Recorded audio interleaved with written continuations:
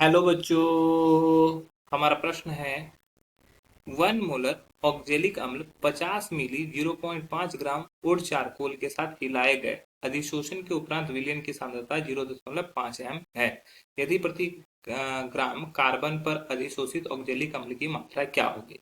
ठीक है, चार ऑप्शन है हमारे पास, 3.15, 3.45, 6.30, इनमें से कोई नहीं। चलिए समझते हैं इस प्रश्न को। प्रश्न की मुख्य अवधारणा की बात की जाए तो मुख्य अवधारणा में हमें समझना होगा ऑक्जेलिक अम्ल के बारे में। ठीक है, ऑक्जेलिक अम्ल का फॉर्मूला क्या होता है? तो ऑक्जेलिक अम्ल का फॉर्मूला होता है COOH COOH इंटू 2H2। ठीक है, अब क्या है कि इसका अगर वेट देखोगे, मोलर भार देखोगे, तो मोलर भार में देखो क्या हो गया, 2 कार्बन हो गया C2H2O4 इंटू 2H2O।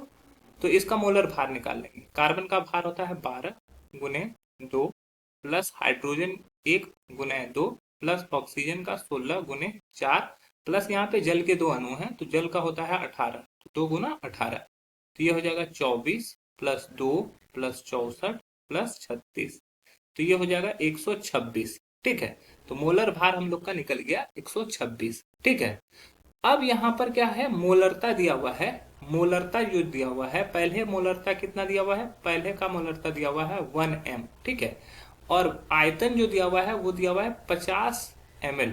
ठीक है, अब इसको लीटर में कन्वर्ट करेंगे, तो लीटर में अगर कन्वर्ट करेंगे तो 1000 से डिवाइड कर देंगे। ठीक है, वो लीटर में कन्वर्ट हो जाएगा। ठीक है, तो ये कितना हो जाएगा 0.05। ठीक है, लीटर ये हो गया।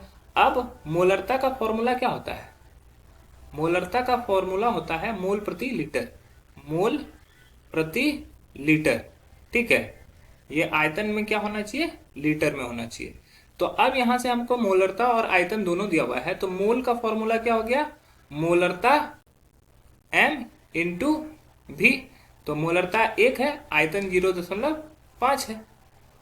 ठीक है, तो ये 0.05 है। ठीक है, तो ये 0.05 हो जाएगा। ठीक है, 0.05 हो गया। अब यहाँ पे ये हमारा मोल निकल गया। ठीक है, हमारे मोल की संख्या निकल गई। अब हम लोग को भार निकालना है, तो भार क्या होता है, भार बराबर हो जाएगा, फॉर्मूला क्या हो जाएगा, मोल बटा मोलर, मोल इंटू मोलर भार। ठीक है, तो मोल हमारा हो गया 0.05 और मोलर भार हम लोग कितना देख रहे हैं, 126 देख रहे हैं, तो ये निकल जाएगा। तो ये 6.3 हो गया, ये हमारा 6.3 ग्राम।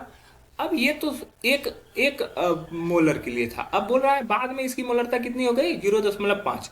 तो अधिशोषण की मात्रा तो घटेगी नहीं, 0.5 m के लिए ये कितना हो जाएगा, ये आधा हो जाएगा।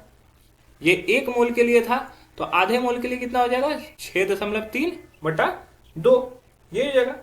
अब यहां पे बोला गया है कि 0.5 ग्राम ऊंट चारकोल में हिलाए गए अधिकोषण के लिए, तो अब हम लोग बोल सकते हैं 0.5 ग्राम चारकोल के लिए कितना उपस्थित हो जाएगा, ये हो जाएगा, ये हो जाना चाहिए 6.3 बटा 2।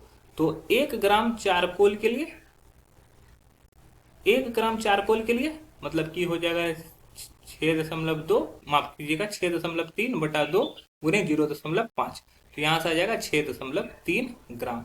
ठीक है, तो यहाँ पे जो दिया हुआ है प्रति ग्राम कार्बन पर अधिशोषित ऑक्जेलिक अम्ल की मात्रा, तो वो कितनी हो जाएगी, 6.3 ग्राम हो जाएगी। तो ऑप्शन सी हमारा सही उत्तर हो जाएगा, अन्य ऑप्शन गलत हो जाएंगे। आशा है यह प्रश्न आपको समझ में आया होगा। धन्यवाद।